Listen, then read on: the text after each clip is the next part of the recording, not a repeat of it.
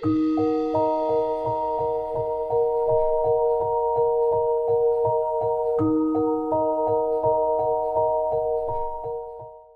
old answering machine sat on the dusty shelf, a relic from a bygone era. Its beige plastic was faded, its buttons yellowed with age, but there was a certain charm to it. A chunky rectangular block of pure 80s nostalgia, complete with a tiny micro-cassette slot. I'm a sucker for vintage tech, and this thrift store often delivered. For $10, it was a steal, a quirky addition to my burgeoning collection of retro gadgets. I brought it home, a sense of quiet satisfaction settling over me. My apartment, small but cozy, was already a shrine to forgotten electronics. A rotary phone sat by the couch, an old CRT television hummed softly in the corner, and now this answering machine. I plugged it into an outlet just to see if the power light would flicker on. It did. A dull orange glow, a tiny victory. Then I noticed it. The microcassette slot wasn't empty. A tiny tape, barely bigger than my thumb, was still inside. My heart gave a little flutter. This was unusual. Thrift store finds were usually wiped clean, devoid of any personal history. This was a piece of someone else's life, waiting to be discovered. Curiosity, that dangerous companion, urged me forward.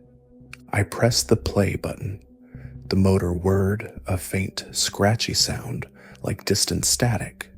Then a voice, a woman's voice, young perhaps, but it was distorted, laced with a raw, desperate fear that immediately sent a shiver down my spine. Her words were choked, barely audible through what sounded like ragged sobs. "Michael? Oh God, Michael, are you there?" Her voice cracked, a pathetic plea. "Please, please don't. Don't look in the attic. Whatever you do, Michael, don't look in the attic." The words were punctuated by a gasping breath, then a horrifying, ear-splitting scream. It wasn't a scream of pain, not entirely. It was a scream of pure, unadulterated terror, a sound that reached into the deepest parts of my brain and clawed at something primal. And then silence, an abrupt, chilling silence, followed by the soft click of the tape reaching its end. My hand flew to the machine, pressing stop with a jolt. The orange light continued to glow, mocking me. My breath hitched in my throat. I stood there, rooted to the spot, the silence of my apartment suddenly deafening. The scream echoed in my ears, bouncing off the walls of my skull. Michael. That was my name. My name. It had to be a coincidence. A prank, maybe. Or a prop from some amateur horror film. People donated strange things to thrift stores. This was probably just some morbid joke, a piece of performance art left behind by a previous owner. I tried to rationalize it, to push away the cold dread that was already seeping into my bones. But the woman's voice, the raw, visceral terror in it, felt too real, too authentic to be an act. And the warning. Don't look in the attic. I didn't have an attic, not really. My apartment was on the top floor of an old Victorian house that had been converted into flats. There was a small access hatch in the ceiling of my bedroom, leading to a cramped, dusty crawl space under the eaves. Most residents used it for storage, if at all. I'd never even bothered to open it. It was just a dark, forgotten space above my head. I tried to shake off the unease. I rewound the tape, played it again. The same frantic plea, the same blood-curdling scream. Each listen felt heavier, more suffocating. The woman's voice seemed to plead directly with me. her desperation a tangible thing. Night fell. Usually, I loved the quiet hum of my apartment after dark. Tonight, it felt different. Every creak of the old house, every whisper of the wind outside seemed amplified, sinister. I kept glancing at the answering machine, now sitting on my bedside table. Its orange light, once a comforting glow, now felt like a malevolent eye watching me. I tried to read, to distract myself, but the words blurred on the page. All I could hear was that scream. It was as if the sound had imprinted itself onto my mind, playing on a loop. And then I heard it, a faint scuffling sound above me. My head snapped up. The sound came from the ceiling, directly above my bed, a soft, dragging noise, like something being pulled across rough wood. My heart hammered against my ribs. It had to be the building settling, or pipes, or something normal. But it wasn't. It was too distinct, too deliberate. Scrape, drag, scrape, ... The sounds continued, slow and methodical. My breath hitched. It sounded like footsteps, slow, heavy footsteps, taking their time, moving across the floorboards of the crawl space above me. No, I whispered to myself, my voice barely audible. No, this is ridiculous. It's just an old house. But the footsteps grew clearer. They weren't light, skittering sounds. They were heavy, deliberate thuds, as if someone was walking with purpose directly over my head. My eyes fixated on the attic hatch in the ceiling. It was a square of dark wood, framed by a thin line of dust. It looked utterly inert, completely harmless. Yet I couldn't tear my gaze away. The footsteps stopped directly above the hatch. Then, a soft, almost imperceptible creak. The sound of wood groaning under pressure. My blood ran cold. Was something leaning on the hatch from the other side? I spent the rest of the night curled in my bed, wide awake, listening. The footsteps didn't resume, but the silence was worse. It was a pregnant silence, charged with an unseen presence. I felt watched. Every shadow seemed to deepen.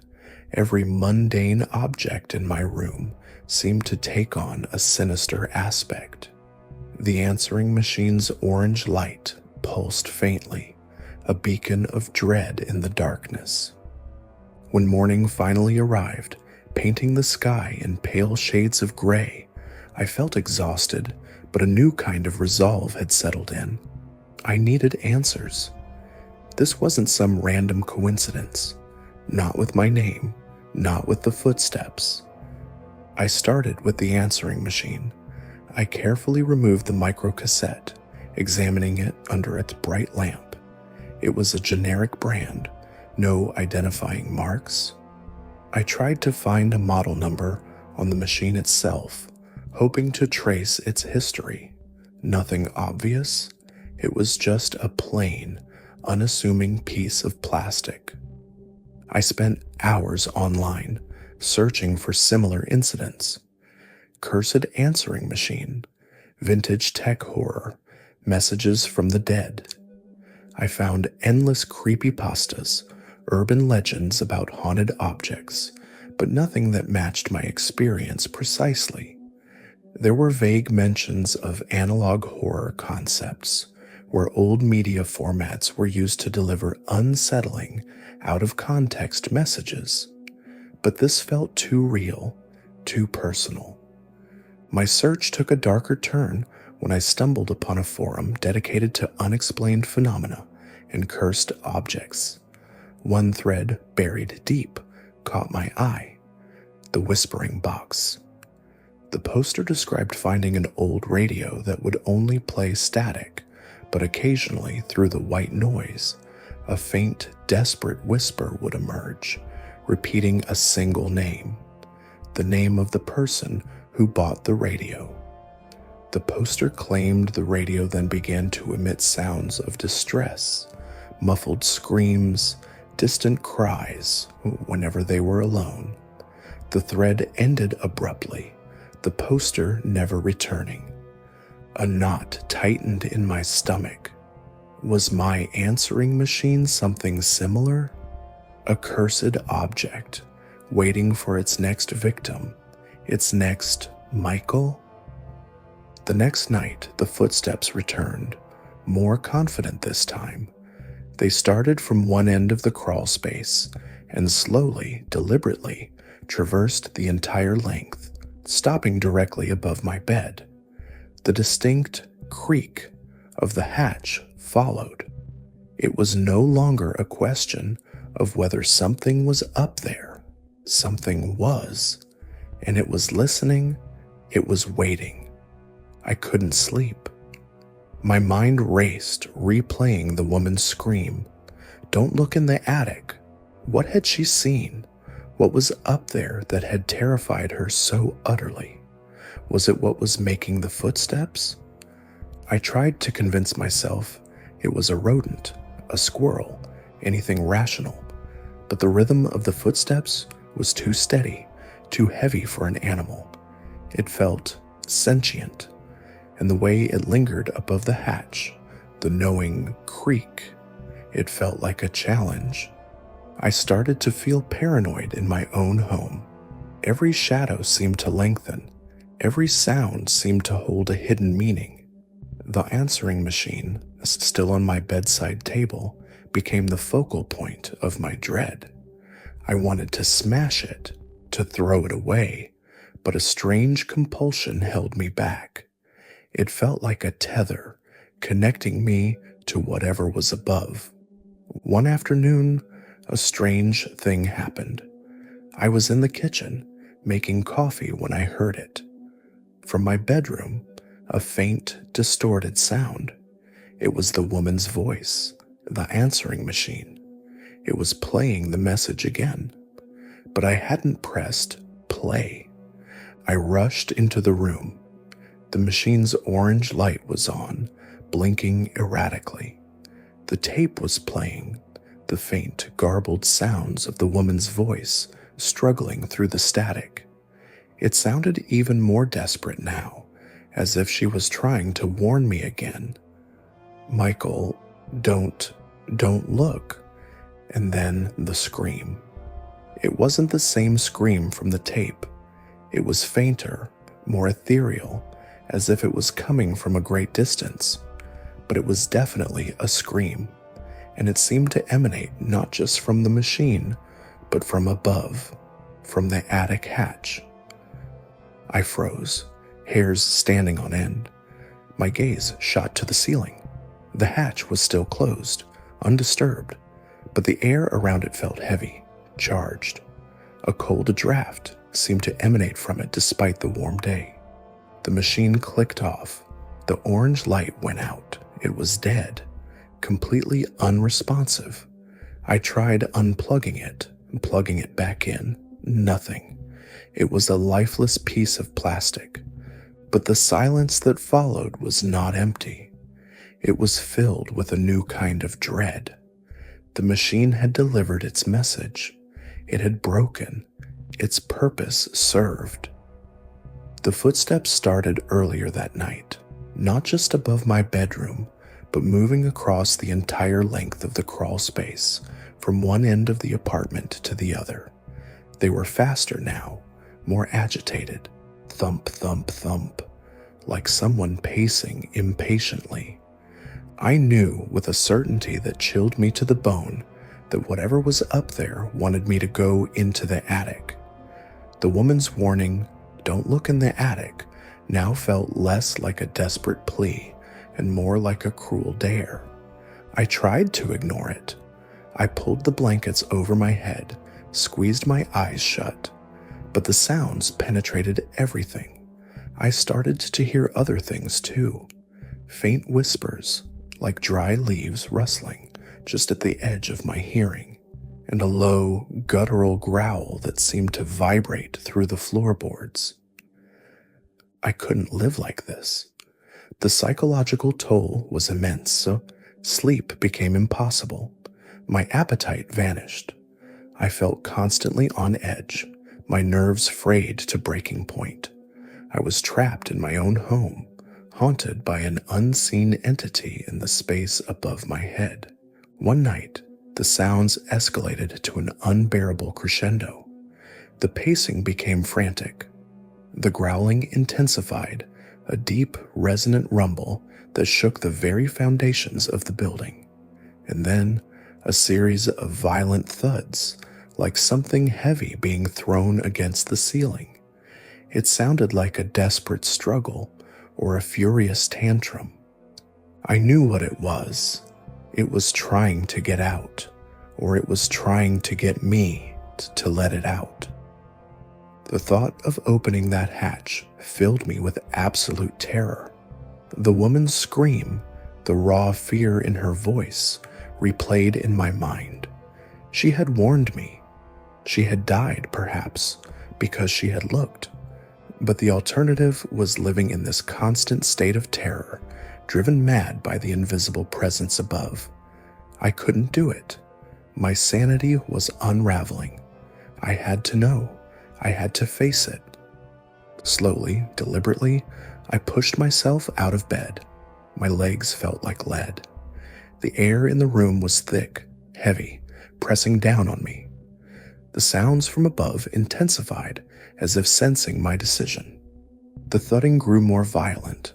The growling became a raw, hungry snarl. I found a small step stool and dragged it under the attic hatch. My hands trembled as I reached up, my fingers brushing against the cold, dusty wood. It felt ancient, heavy, with unspoken secrets. "Don't look in the attic," the voice echoed in my head, a final, desperate warning. But I had to. I had to end this. With a deep, shuddering breath, I pushed. The hatch groaned, a long, drawn-out shriek of protest. Dust rained down, coating my face and hair. The air that poured out of the opening was stale, cold, and carried a faint, indescribable smell, something ancient, metallic, and faintly organic.